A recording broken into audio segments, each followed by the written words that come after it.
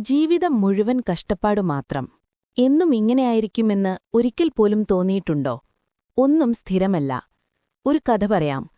ആകാശ് തന്റെ ചെറിയ കടയിലിരിക്കുമ്പോൾ കസ്റ്റമേഴ്സ് ഇല്ലാതെ കടപ്പാടിന്റെ ചിന്തയിൽ തല കുഞ്ഞു. അവൻ മനസ്സിൽ പറഞ്ഞു, ഇതാണെന്റെ ജീവിതം, എല്ലായ്പ്പോഴും കഷ്ടപ്പാട് മാത്രം, ഇതൊന്നും ഒരിക്കലും മാറില്ല. അന്നേ ദിവസം അവൻ തന്റെ ഗുരുവിനെ കണ്ടു. ഗുരു അവനെ നോക്കി ചിരിച്ചു പറഞ്ഞു, മകനെ, ഒന്നും സ്ഥിരമല്ല. ഇന്നത്തെ ദുഃഖവും മാറും, നാളെയുടെ സന്തോഷവും മാറും. ആകാശ് ആദ്യം വിശ്വസിച്ചില്ല. പക്ഷേ സ്ലോലി അവൻ ചെറിയ മാറ്റങ്ങൾ തുടങ്ങി.